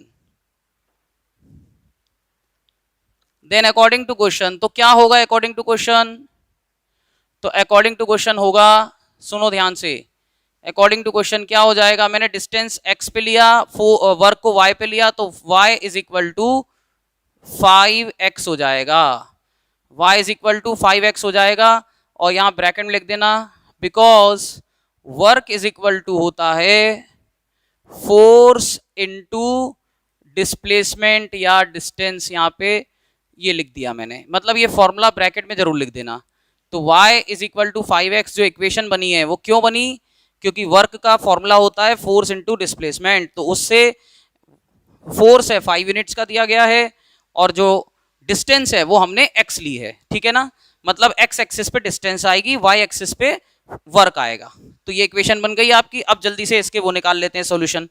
तो solutions देखो जल्दी, एक तरफ x ले लिया, एक तरफ y ले लिया। ग्राफ बेटा मैं आपको बनाने को दूंगा, अच्छा इसमें लेकिन ग्राफ से आंसर भी निकालने हैं, रुक जाओ वो भी देख लेंगे बेटा। जो जो आंसर निकालने हैं ग्राफ से वो अपन यहाँ कोशिश करें कि ना लें, सॉल्यूशंस में ना लें उसको, है ना। सॉल्यूशंस में आप उसके अलावा कुछ वैल्यू ले लो, क्योंकि बहुत सिंपल इक्वेशन है, तो दो इतनी सिंपल इक्वेशन है कि इसमें कोई ज़्यादा परेशानी की जरूरत नहीं है। लेकिन मैंने क्या बोला, जीरो वाली वैल्यूज आप यहाँ बता सकते हो, कोई फर्क नहीं पड़ता। तो x की वैल्यू अगर मैं 0 लेता हूं तो y 0 होगा, तो इसका मतलब दूसरा वाला 0 नहीं मिलने वाला, क्योंकि एक में ही दोनों 0 हो गए। अब यहां से अगर मैं x को 1 लेता हूं तो y कितना आ जाएगा 5। मेरे हिसाब से इतने से काम हो जाएगा। और लेना है आपको तो आप एक काम करें, x को 2 ले लो तो y 10 हो जाएगा। इससे आगे जाने की जरूरत नहीं है। ये बन गया आपका ग्राफ, यहां से बन जाएगा बड़े आराम से। तो देखिएगा y पर 10 जाना है, बाकी सारी वैल्यूज बहुत छोटी हैं। ये y पर 10 चला जाता हूं पहले तो 1 2 3 4 5 6 7 8 9, उम्मीद करता हूं आपको दिख रहा होगा 10, -1 -2 -3 -4। अब आपके मन में एक सवाल आएगा, सर माइनस में वैल्यूज क्यों नहीं ली?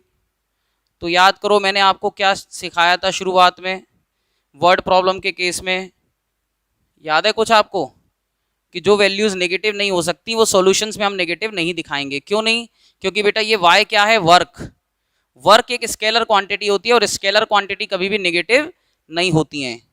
ठीक है, एक ये रीजन होता है। लेकिन जीरो वाले वैल्यूज इसलिए लेने पड़ जाते हैं क्योंकि हमें जब ग्राफ बनाना हो तो हमें एक्सिस से जाना ही पड़ता है, तो एक्सिस से हमारी मजबूरी होती है जाना, इसलिए हम जीरो ले लेते हैं। लेकिन माइनस वैल्यू नहीं लेते हैं वैल्यूज, ये मैंने आपको बताया था। लेकिन इसका मतलब ये नहीं है कि ग्राफ में हम माइनस में नहीं जाएंगे, वो तो ग्राफ है, ग्राफ से हमें केवल लाइन को रिप्रेजेंट करना है, हम सॉल्यूशंस में नेगेटिव वैल्यू नहीं ले रहे।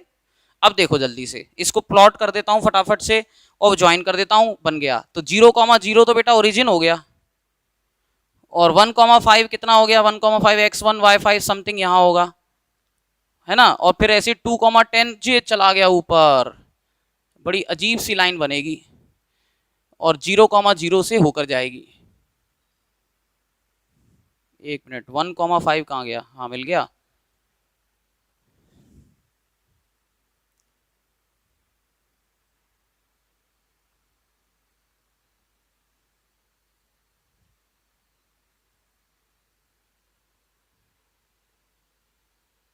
बेटा 2,10 ये एक पॉइंट है, 1,5 ये एक पॉइंट है, 0,0 एक पॉइंट है। सारे पॉइंट यहाँ पे लिख दो जो जो आपने बनाए हैं, ठीक है। फिर इक्वेशन लिख देना इसकी। इक्वेशन क्या थी बेटा इसकी? y is equal to 5x लिख दो, ये इक्वेशन लिख दो, y is equal to 5x, ये इक्वेशन बन गई और ये इसका ग्राफ बन गया। अब हमें जो क्वेश्चंस पूछे हैं मैंने बताया था वो ग्राफ से बताते हैं, है ना। ये हमने क्या लिया है बेटा, x एक्सिस पे वर्क डन, ये वर्क को रिप्रेजेंट कर रहा है, ये हमने बनाया था जो। और ये हमने एक्चुअली बताया था नहीं सॉरी, ये डिस्टेंस लिया था हमने, ये डिस्टेंस को बता रहा था, यूनिट कुछ दी नहीं है इसलिए डिस्टेंस ही लिख रहे हैं, और ये वर्क को बता रहा था, है ना। तो ये वर्क हो गया,